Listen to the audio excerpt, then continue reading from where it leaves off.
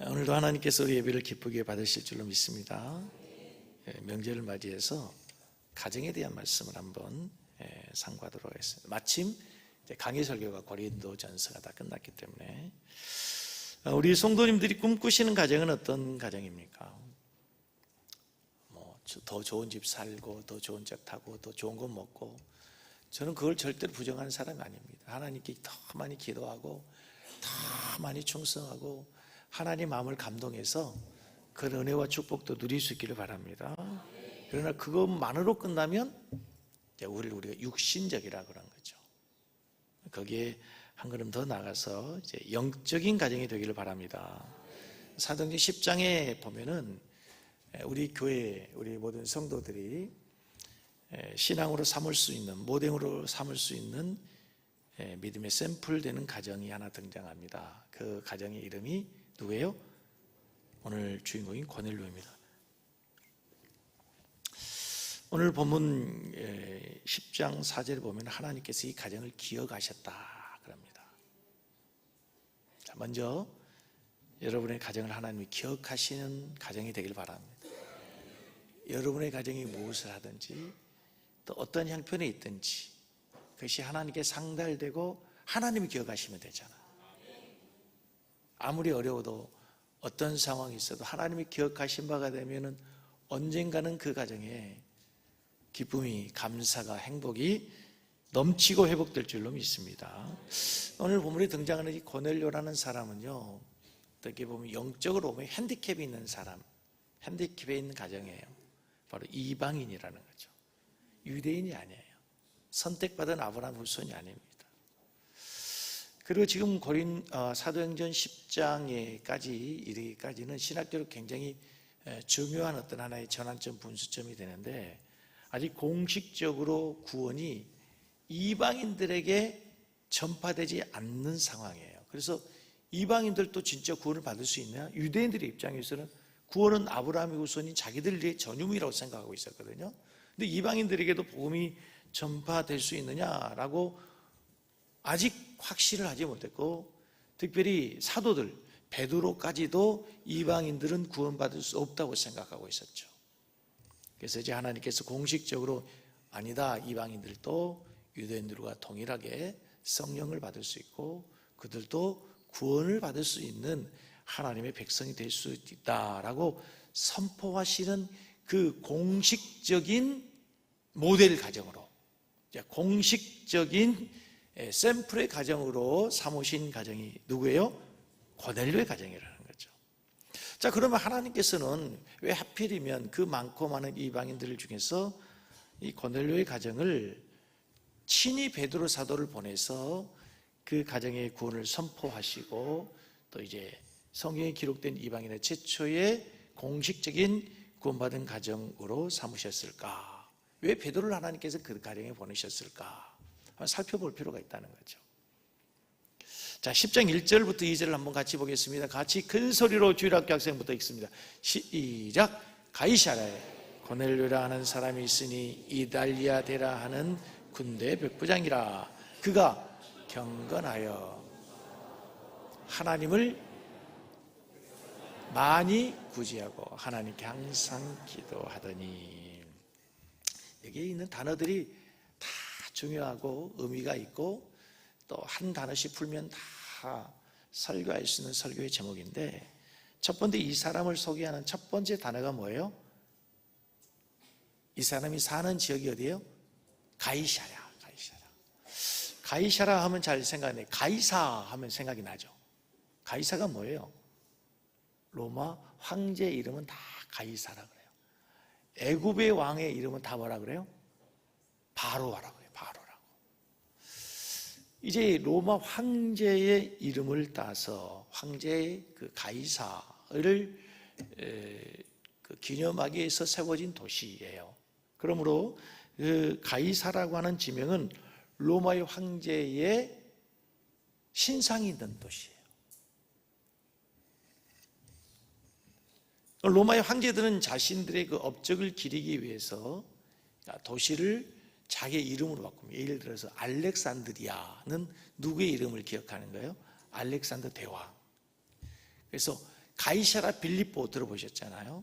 가이사라 빌립보는 가이스도 필립 황제를 기념하기 위해 세우신 곳인데, 이 가이사도 이 로마의 황제가 자신의 이름을 기억하기 위해서 세운 도시란 말입니다. 그래서 당연히 당시는 황제의 동상이 있던 곳이에요. 지금 무슨 얘기냐면 로마 황제의 영향이 가장 많이 미치는 도시예요. 이방인의 도시란 말이에요.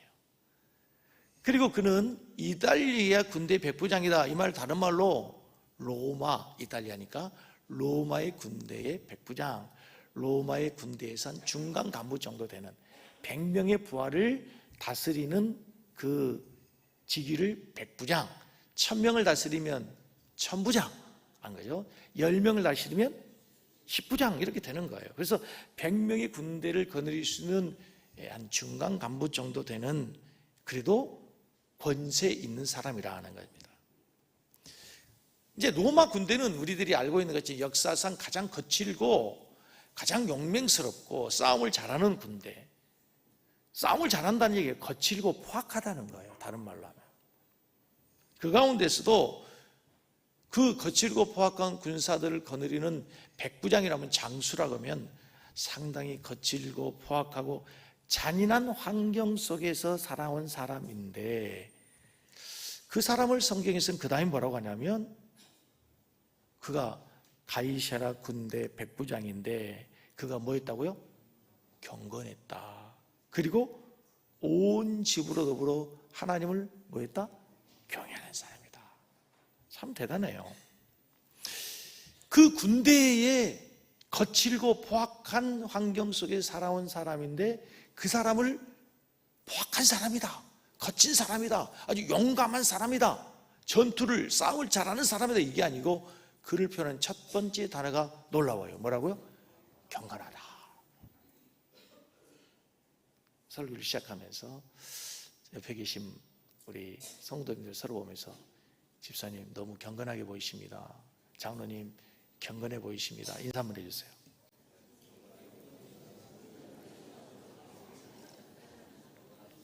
그 말하고 웃으면 이상하지, 경건하지 않다는 얘기잖아. 그대로 되기를 바랍니다. 경건해지기를 바라요. 경건해지. 이 경건이라는 단어는 참 신학적으로 중요한 단어예요. 공부해 보면요, 한 시간에 할 수 있는 그런 내용이 아니라 굉장히 오랜 시간 다룰 수 있는 그런 중요한 주제인데요. 경건은 신앙생활이 마지막 도달하는 최고의 정점의 상태를 경건하다 그래요. 헬라어 단어는 유세비아라는 단어인데요, 그 뜻은 거룩하다, 구별됐다, 남다르다 라는 뜻이 남다르다.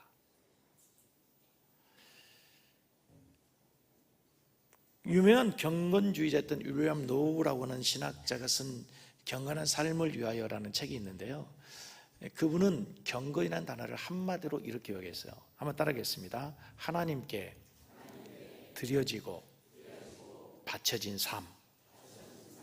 그러니까 하나님께 드리려고 바쳐진 삶, 그 사람을 경건한 사람이라는 거예요. 그러니까 자기의 생각이나 자기의 뜻이나 자기의 삶의 방식을 따라 살지 않고 오직 하나님의 말씀대로 하나님의 뜻을 순종하며 살아가는 사람, 그 사람을 뭐라고 해요? 우리는 경건하단 말입니다. 그러므로 이 사람은 세속에 물들지 않죠. 하나님 말씀을 따라가는 사람이니까 세상과 타협하지 않아요. 대표적인 사람이, 그래서 성경에는 누가 나올까요?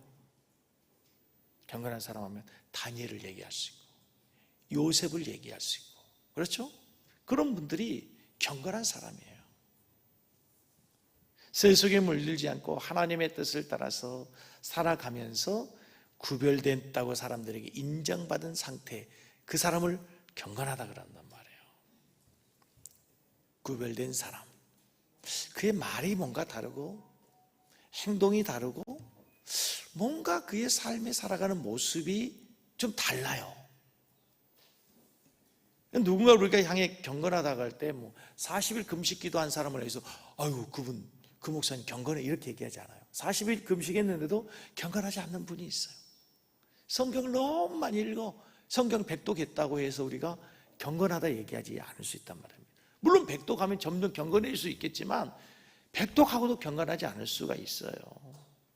40일 금식 기도하지 않았어요. 성경 지식이 백독을 하지 않았어요. 그런데도 불구하고 그가 말하면, 그가 뭔가에 행동하면, 그가 살아온 삶의 흔적들을 보면 뭔가 달라요. 뭔가 달라. 예수의 흔적이, 예수의 향기가 보여지고 그 사람에게서 하나님이 보여지는 거예요. 다시 한번 인사하겠습니다. 집사님에게서 하나님이 보입니다.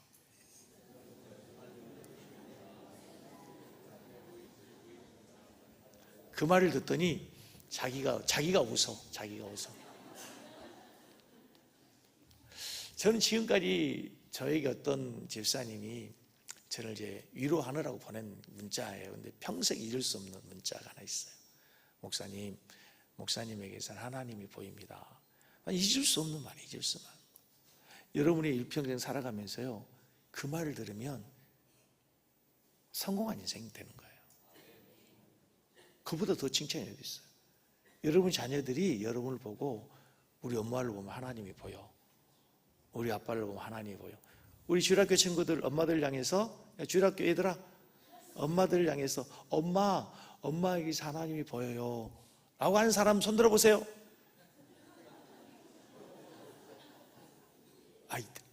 손을 들어줘야 되는 거야. 그렇게 다음 내가 내년에 얘기를 물어봤을 때 다 자발적으로 손을 들 수 있길 바랍니다. 맨날 공부해라고 막 그러면 하나님 안 보이는 거야. 얼마나 이 큰 축복인가 몰라요.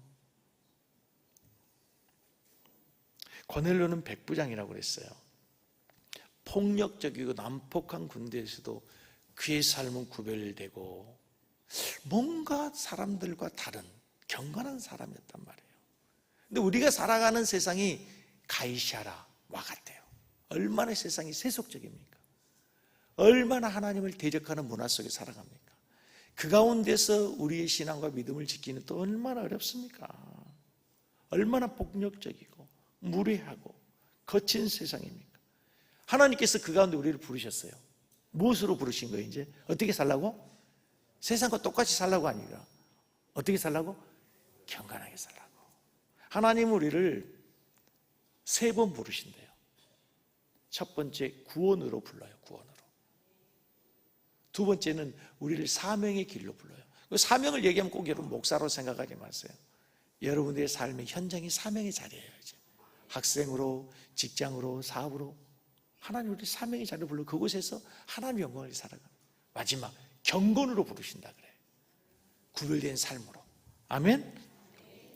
자, 오늘 첫 번째 가족 통합 세대 예배를 드리면서 나는 우리 교회 장로님, 만수 입생 권사님들, 우리 모든 성도님들이 이제 명절에 모여서 예배하면서 식사하면서 가족 누군가로부터 삼촌, 큰아빠, 고모 뭔가 좀 달라요. 뭔가 좀 달라졌어요.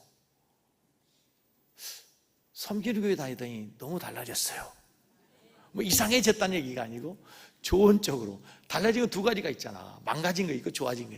좋아진 쪽으로 달라졌다 될 수 있기를 축복합니다.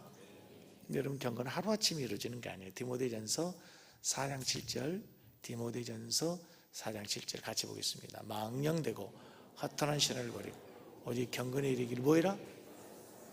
연습해라 이 말, 훈련해라 얘기해요. 망령되 허탄한 신, 옛날에 그 있잖아. 옛날에 예수 믿기 이전에 살았던 그 삶의 모습들, 그걸 뭐하고? 버리고, 그걸 버려야 경건해질 수 있단 말이에요.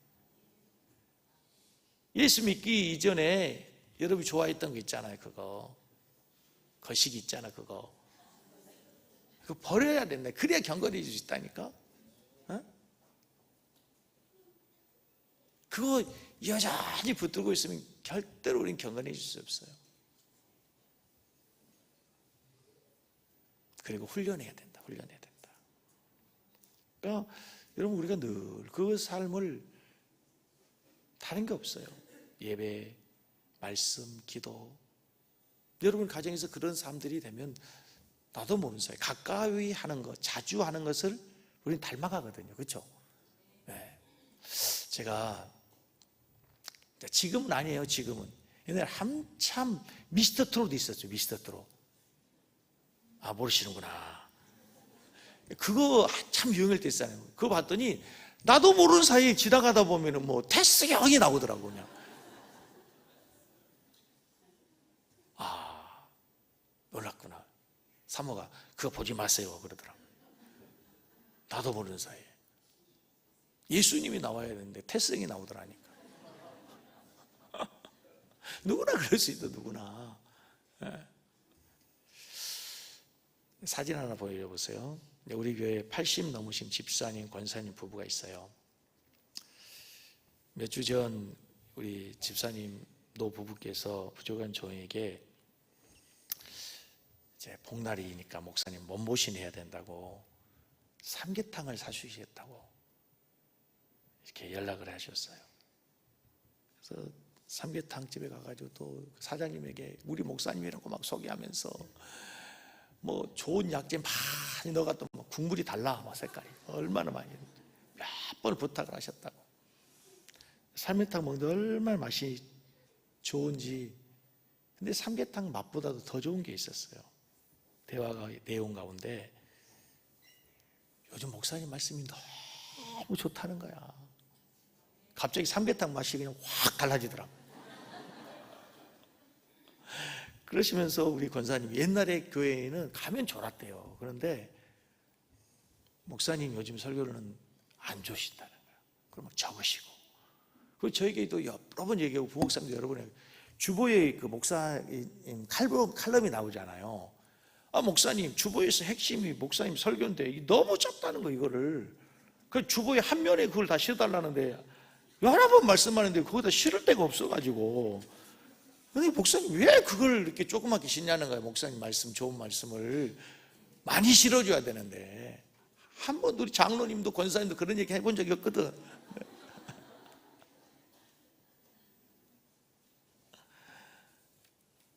그리고 간증을 하시는 거예요. 이게 또 한번 계속 들려보세요. 이게 다야? 이게 뭐냐면 매일 아침 부부가 큐티, 80 넘도 큐티를 하시고 보시면 뭐 오늘의 말씀하고 뭐 적용하고 쭉 그러잖아. 이거를 가족 단톡방에 올리셔. 외국에 있는 여기저기 있는 자녀들 단톡방에 오늘 내가 말씀을 묵상해서 이렇게 받은 은혜 말씀이다 하고 단톡방에 올려주는 거예요. 가족 단톡방에, 여러분 가족 단톡방에 도대체 뭐가 있어요? 가족 단톡방에 어디 맨날 뭐 가서 뭐 먹은 뭐 음식 사진이나 어디 놀러가 찍은 뭐 하늘을 배경 삼고 그런 사진 외에 그런 게 아니라 매일 단톡방에 그걸 올린다는 거야. 야, 우리 교회에 그런 성도님 계시다는 게 얼마나 감사해요. 그래서 제가 그걸 한 4주, 5주 전에 봐봤고요.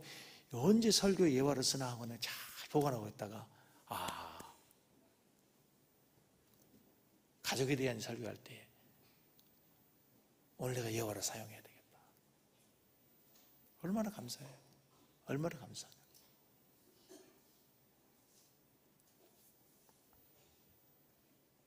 여러분 행복이 뭡니까 여러분?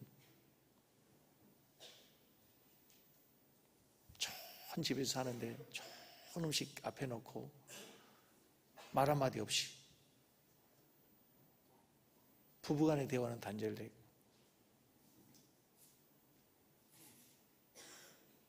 각방에서 자고 침대에서 자도 등 돌리고 자고 그게 뭐 아무리 좋은 집에 산다고 그게 행복입니까? 가정의 가장 행복은 하나 되는 건데 여러분 가정이 믿음으로 하나 되길 바랍니다.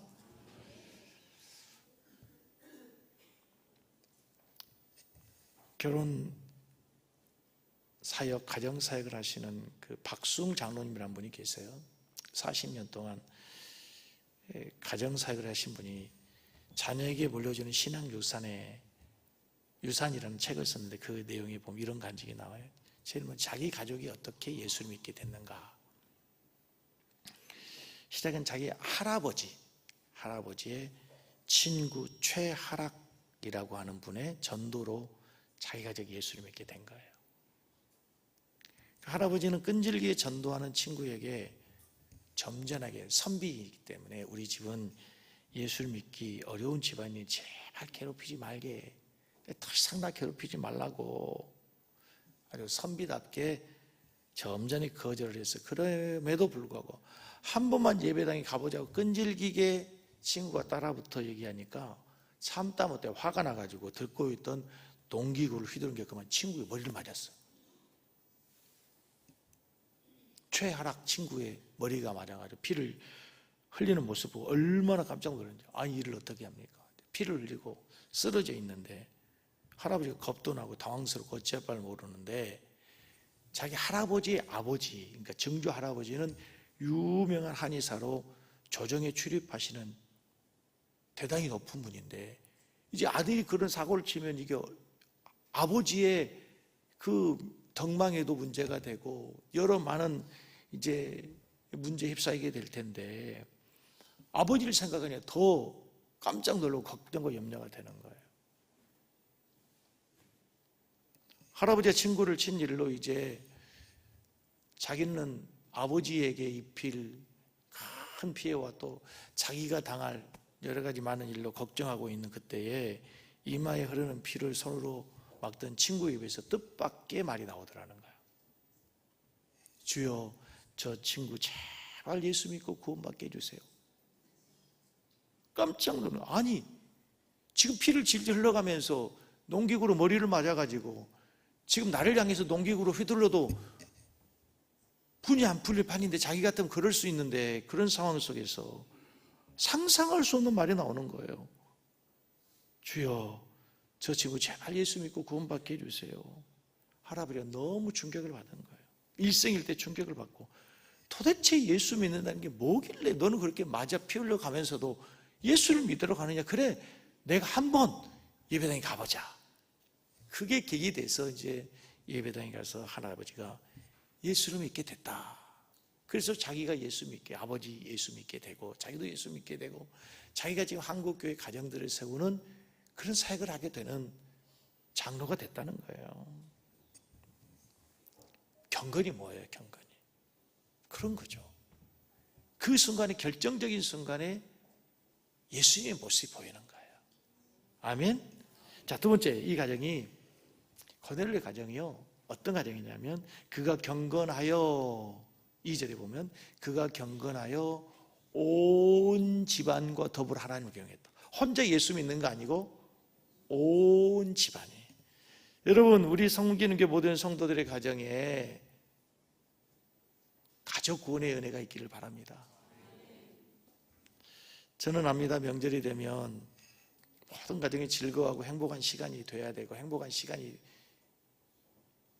되어야 되고 갖기를 원하지만, 참 믿음 때문에, 신앙 때문에 갈등하고 눈물 흘리는 많은 성도들을 합니다. 다른 건 다 문제가 없는데 이 신앙 때문에.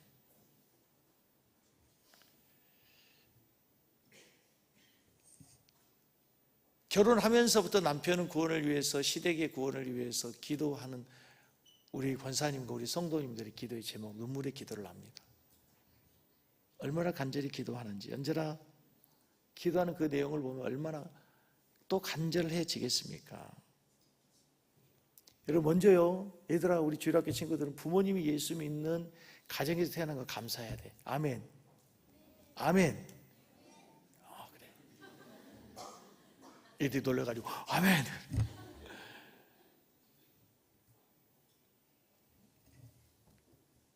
남편이 함께 나와서 예배드리는 우리 여집사님은 무조건 감사하십시오. 남편이 오늘은, 다른 날은 몰라도 오늘은 무조건 감사하세요. 이번 명절은 무조건 감사해요. 왜 감사하다고? 예수 믿어줘서. 얼마나 감사한지 몰라요.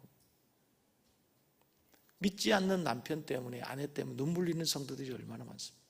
하지만 여러분, 낙심하지 말고 하나님 앞에 더욱더 기도해서 더욱더 믿음의 장부답게 강해져서 가족을 구원하는 믿음의 용사가 되시길 축복합니다. 한 가지 기억해야 할 것은요, 믿지 않는 우리 가족, 그 사람 미움의 대상이 아니고 구원의 대상입니다. 아멘? 우리 속담에 미운 놈한테 뭘 하나 더 준다고? 그래, 이번에는요 그 사람한테 떡 주면 안 받아. 그러니까 선물 하나를 더 주세요. 아멘? 아니 뭐가 열려야지. 오고 가는 게 있어야지. 예. 그러면 선물도 좀 하나 좀 큰 거 아니어도 되잖아요. 예. 마음의 선물은 하지 마시고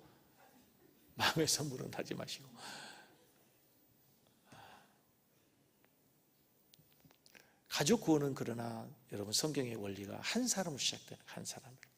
주 예수를 믿으라. 그리하면 너와 내 집이.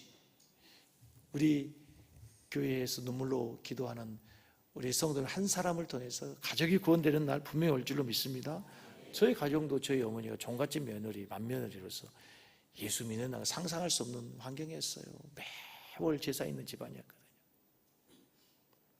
그런데 어머니가 예수 믿으면서 다 예수 믿게 되고, 아버지도 예수 믿게 되고, 우리 모든 가족이 예수 믿게 된 거 얼마나 감사합니까? 온 가족이 함께. 제가 하와이 그 열방대학 가서 부부 세미나 강의를 들으면서요,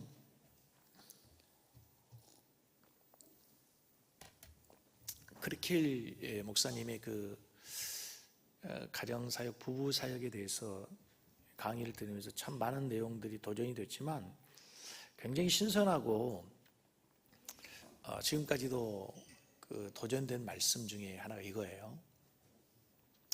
우리는 선교하기 위해서 선교사를 파송해서 신학교를 가서 신학을 공부하고 선교사로 훈련하고 선교사를 파송합니다. 많은 돈을 지원해서 선교사를 파송해서 선교를 해요. 물론 그렇게 해서 우리나라가 이렇게 선교되기도 했어요. 그런데요, 이슬람은 선교 정책이 다릅니다. 이슬람은 선교사를 파송하지 않습니다. 그냥 그 가족이 갑니다. 가족이. 그런데 놀라운 사실은요, 이슬람이 들어간 그 민족은 민족 전체가, 나라 전체가 이슬람화 되어버린다는 거예요. 자, 보십시오. 중동에 대부분의 모든 나라들 있죠. 사우디아라비아, 이란, 이라크, 전 국민이 다 회개됩니다. 안타까운 것은 아프리카에 가면요, 이집트와 터키가 소아시아거든. 바울 사도가 세웠던 7교회 있잖아요. 계시록에 나오는 소아시아 7교회, 그게 터키예요. 터키. 저도 언젠가는 거기 한번 가보려고 하는데 아직까지 못 가봤는데, 거기 가면요 전체가 다, 전 국민이 다 뭐예요? 이슬람이잖아요. 그러니까 아프리카도 이집트 뭐 다 이 이슬람이 가면 다 민족이 복음화되고 민족이 이슬람화 되어버린 거예요. 서남아시아, 방글라데시, 파키스탄, 그렇죠? 말레이시아, 인도네시아, 이 사람은 선교사 가지 않아요. 근데 이 사람들이 가족이 가서 살다 보면 뭐가 돼버려요? 이슬람화가 돼버리는 거예요. 가족이 그렇게 중요해요. 가족이 중요해요. 지금 우리나라도 굉장히 지금 이슬람이 점점점 드러나고 있습니다. 이제 노동자들로 이렇게 우리나라에 온 많은 사람들이, 이 사람들이 가족들이 오는 경우에는요, 가족이 철저하게 어떤 환경에 있어도 율법을, 그들 나름대로 율법을 지키잖아요. 저는 지금도 잊을 수 없는 그 사람들의 철저한 율법을 기억하고 있는 것 중에 하나가, 우리 집사님 그 사업장 예배를 제가 이제 한 달에 한 번씩 예배를 데려갔는데, 거기에 파키스탄에서 온 노동자가 있었어요. 예배를 드리면서 식사를 하는데, 아침 식사를 김밥을 준비한 김밥을. 김밥 드세요 했더니 김밥을 안 먹는 거예요. 안 먹고 굶는 거예요. 일을 하면 식사를 해야 되지 않을 텐데 왜 안 먹느냐 했더니, 김밥 안에 뭐가 들어있어요? 햄이 들어있어요. 햄이 들어있어요. 더 놀라운 게요, 제가 그 인도네시아, 말레이시아 선교 갔을 때 이제 우리 한국 사람들이 이렇게 과자 먹잖아요. 과자를 주는데 안 먹는 거예요. 물어보면 이거 튀긴 거 중에 혹시 돼지 기름 들어갔냐? 기름 들어간 거 있냐? 안 먹는 거야, 안 먹는 거야. 우리 같으면 아이고 같이 먹으면 뭐 좀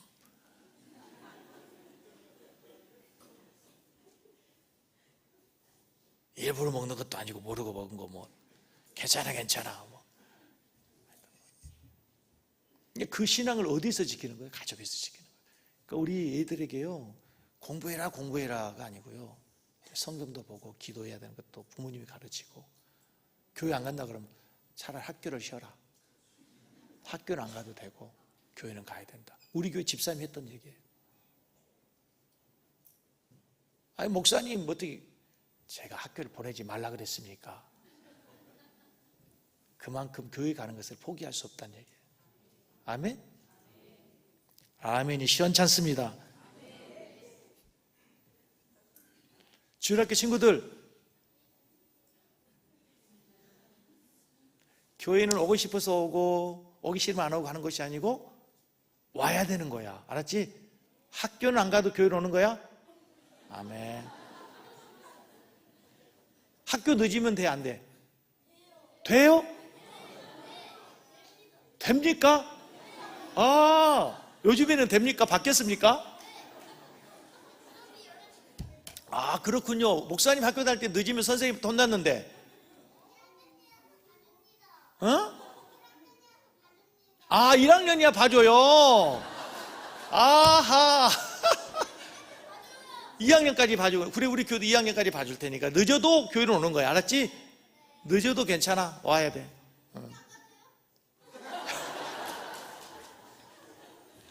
그건 엄마하고 잘 상의를 해라.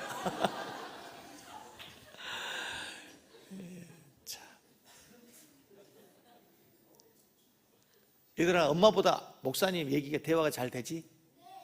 그렇지.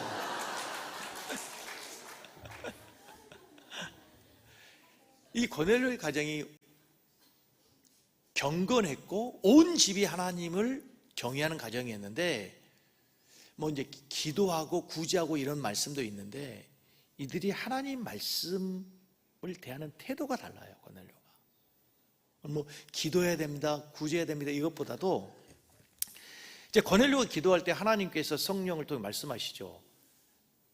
베드로를 청해라. 놀라운 사실, 같은 시간 베드로가 기도하고 있는데 너를 기다리는 사람이 있는데 따라가라. 하나님이 동시에 얘기해가지고 이제 고넬료가 결국은 베드로를 청하게 되고 베드로는 그 집에 가게 되잖아요. 만나는 장면이, 도착하는 장면이 10장 24절에 나와요. 사도행 10장 24절 같이 보겠습니다. 이튿날 가이사랴에 들어가니 고넬료가 그의 친척과 가까운 친구들을 모아 기다리다. 여러분, 이 본문 24절을 읽으면서 뭔가 좀 다른 게 뭐가 있습니까?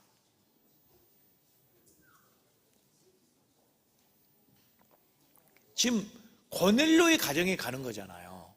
근데 고넬료는 자기 가정만 기다리는 게 아니에요. 누구를 불렀어요? 자, 띄워놓아 보세요. 친척과 그 다음에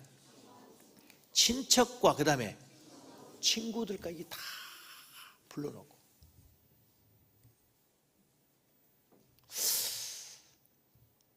저는 이 구절을 어제 묵상하는데 대단히 은혜가 되고 도전이 되더라고요. 베드로를 초대해놓고 베드로를 만나기 위해서 온 가족이 모여 기다립니다. 단지 온 가족만이 아니라 친척과 친구들까지 모아 기다립니다. 우리는 언제 가족들이 모읍니까? 언제 가족을 모읍니까? 경조사 있을 때, 환갑 때, 뭐 칠순 때, 팔순 때, 그런 경조사, 결혼식 때. 그런데 고넬료는 친척과 친구들을 언제 초청했어요? 하나님의 말씀을 듣기 위해 초청한 거예요.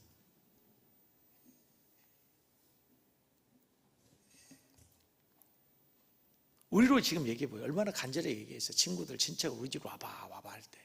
뭐 바쁘다고, 무슨 일이 있다고, 친구 만나야 된다고, 다른 스케줄이 있다고 얼마나 많이 핑계대겠어요. 그럼에도 불구하고 하나님의 말씀을 듣는, 하나님의 종이 오는 그 순간 함께 해야 된다고 얼마나 간곡히, 얼마나 간절히 얘기했겠어요. 이게 중요한 게 온 집이 함께 모였다는 거예요. 우리 자녀들에게 아버지가 모이라고 하면 애들이 모이고, 가자면 가고, 함께 하자면 함께하는 가정이 되고 있습니까? 요즘 부모님이 가자는 대로 간 게 아니고 누가 가자는 대로 갑니까? 애들이 가자는 대로. 두 번째 누가 가자는 대로? 여러분 집을 얘기하세요. 부인이 얘기한 대로, 아내가 얘기하는 대로. 못 이겨요, 못 이겨요. 될 대로 못 이겨요. 못 이겨요. 제가 이 시대의 마지막 남은 상남자로 마지막까지 버텨보려고 했더니 안 되더라고. 나도 이제 가정의 평화를 위해서 안 돼. 더 이상 안 되더라고. 예.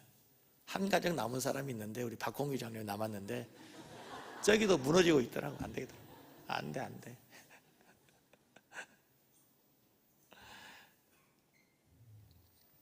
저는 이 본문을 보면서 여러분, 집에서 아이들이 부모의 말에 순종하고 복종하는 모습이 있다면 얼마나 좋을까. 지금 오늘 우리가 함께 예배드린데, 사실은 원래 가정에서 이렇게 함께 예배하고, 우리 교회가 참 이런 면에서 너무 복된 거예요, 여러분.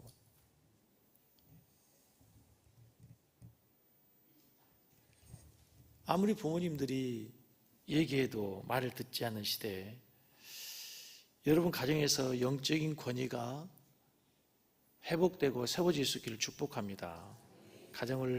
가정이 컨트롤할 힘이 없다면 얼마나 슬픈 일입니까? 잘 들으십시오, 여러분. 예수 믿는 사람이 집안에서 부모의 권위가, 남편의 영향력이 살아있어야 될 줄로 믿습니다. 제가 여러분, 가부장적이 되라, 권위적인 남편이 되라, 이런 얘기가 절대로 아닙니다. 성경에서는 권위주의가 되라는 얘기가 없어요. 권위주의자 되라 얘기가 없어요. 그러나 영적인 권세는 있어야 돼요. 권위주의자와 권위는 다른 거예요, 여러분. 가정을 영적으로 이끌기 위해서는 뭐가 있어야 돼요? 영적 권세가 있어야 돼요. 고넬료 그게 있었어요.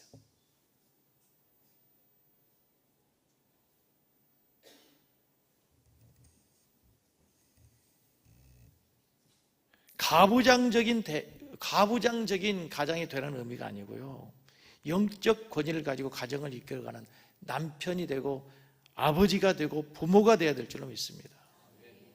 어쩜 우리 아내들도 이런 남편을 원할 거예요. 아멘? 아멘이죠. 권위적인 그런 남편이 아니라 영적 권위를 가지고 가정을 영적으로 이끌어주는 남편을 위해서 기도하고 있을 거라고. 우리 남편들에게. 우리 아내들이여, 남편을 향해서 격려의 박수 한번.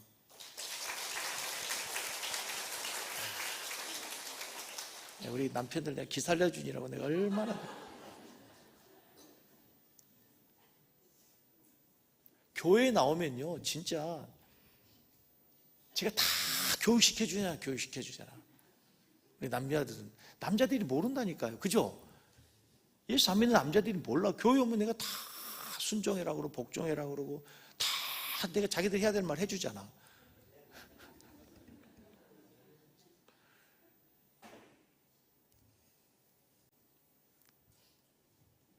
창세기에 나오는 아브라함의 조카 롯의 비극이 뭡니까?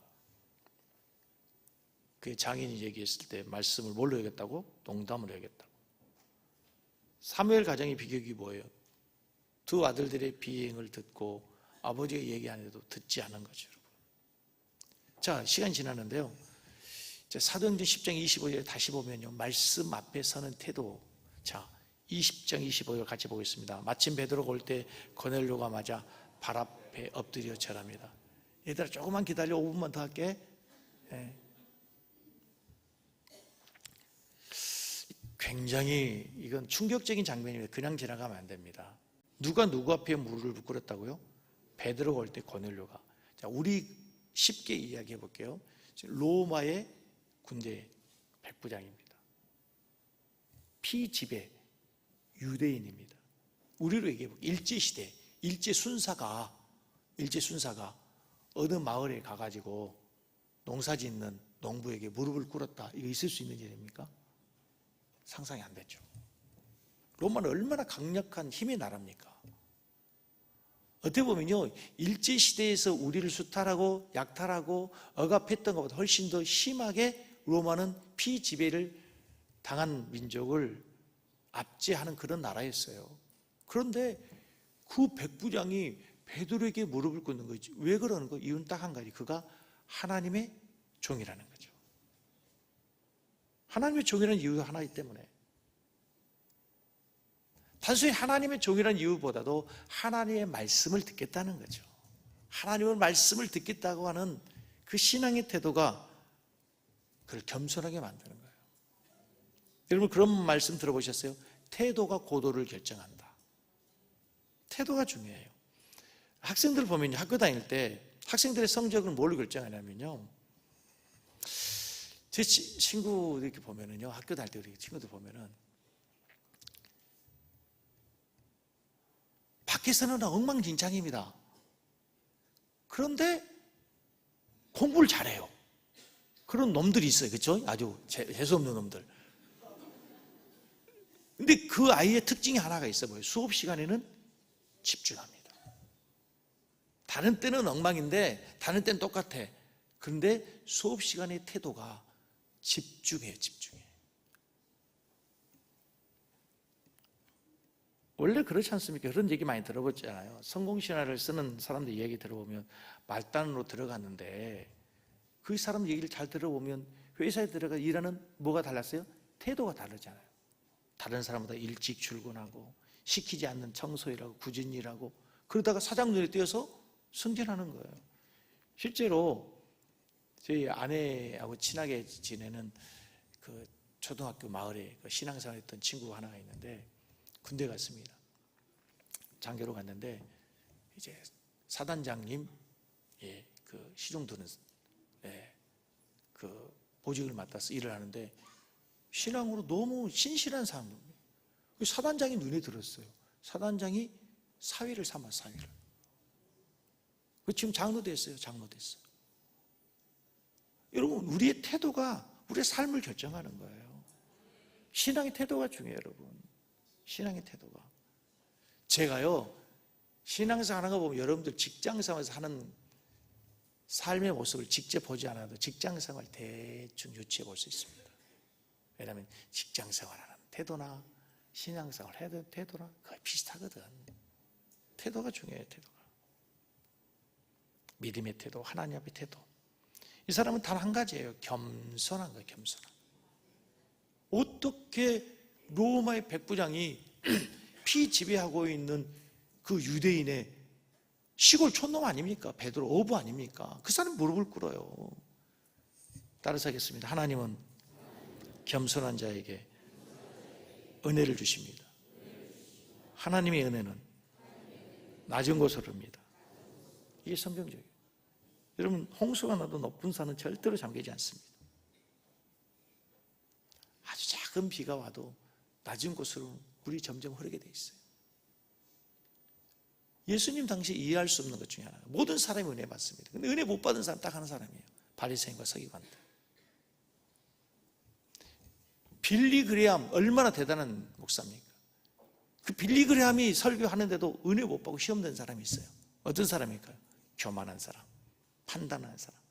말씀이 들어오지 않아요. 설교자가 문제가 아니라는 거죠.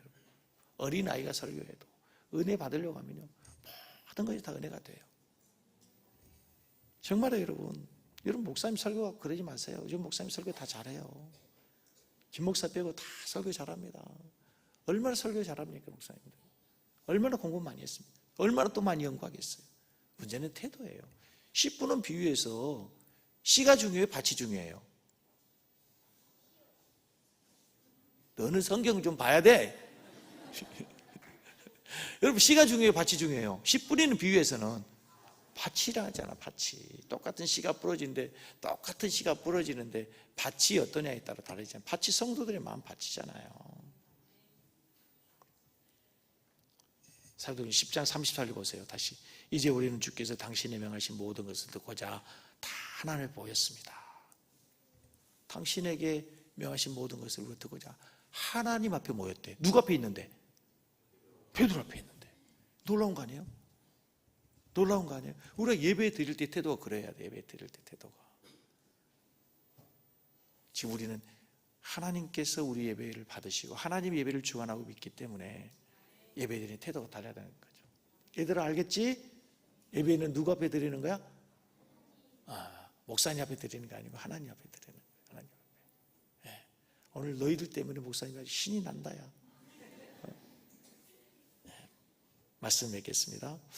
오늘 명절을 맞이해서 우리 가정들이 믿음의 가정이 되기 원합니다. 경건한 신앙인들 되시고 온 가족 함께 예수 믿고 하나님 말씀 앞에 늘 겸손한 태도로 살아가 우리들 되기를 축복합니다.